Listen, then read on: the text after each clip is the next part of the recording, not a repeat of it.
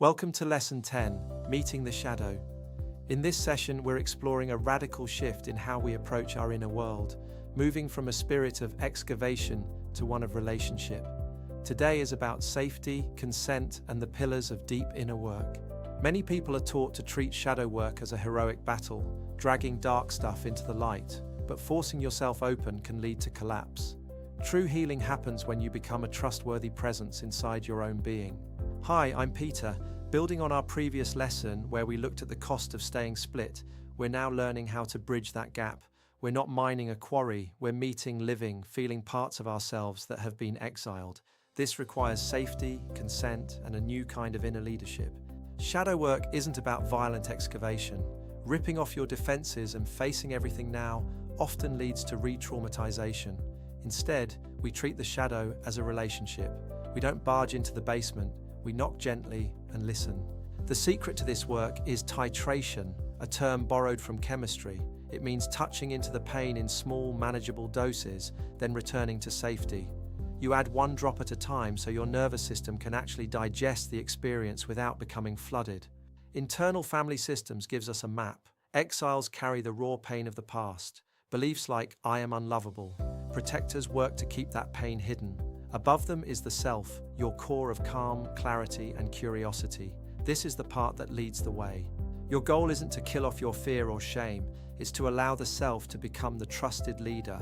Exiles need to be heard, protectors need to be understood and relieved of having to do everything alone. When self leads, you move with love and intention. Safety and consent are the foundations. If you wouldn't barge into a stranger's house, don't do it to your own psyche. Consent means honoring your parts. If a protector says no, this is too much, respect that caution. Overriding fear only breaks trust with yourself. Pacing is key. If a memory or exercise becomes too distressing, you're hitting the edge of your window of tolerance. Back up, notice the room, drink some water, or talk to a friend. This isn't avoidance, it's regulation. It tells your body, we are not going to drown in this.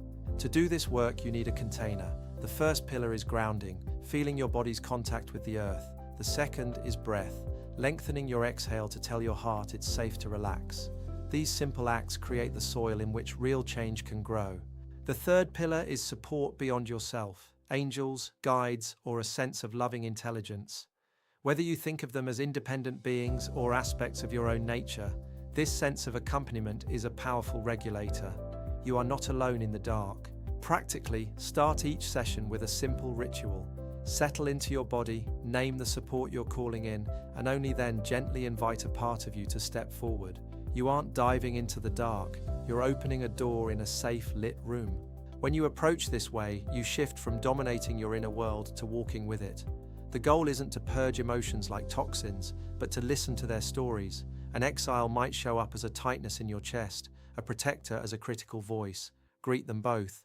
As you build moments of contact, your relationship with manifestation evolves. Instead of trying to override your reality, you collaborate with it. You ask the part of you that fears success, what do you need to feel safer? You adjust your steps so no part is abandoned. This doesn't mean fear disappears, it means you include it. Your signal to the quantum field becomes unified. Instead of danger, abort, the message becomes, we are scared and we are doing this anyway, together. That kind of brave coherence rings true. Shadow work isn't a side quest to fix yourself. It is the path itself. Meeting your exiled parts with gentleness embodies the very qualities, love, presence, compassion, that you want to see more of in the world. As you become more whole, what the field mirrors back to you shifts in kind. Remember, you're not doing heroic inner surgery. You're entering a different kind of friendship with yourself. You're saying to every part of you, you belong, I will not force you, and we are going to walk this together. Safety is the soil where real change grows. The field doesn't demand perfection, it responds to the patterns you live. When you include kindness toward your own inner complexity, a new coherence starts to form. This is the foundation for transmuting emotion and sending clear signals into the field. Your shadow is not a curse, it is the record of how you survived. When you bring it into consciousness, you aren't opening a pit of darkness. You're opening a room of exiled energy that longs to come home. Welcome it, we're in this together.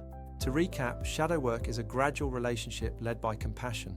Resistance is information, and healing happens when every part of you is included without being allowed to drive the car alone.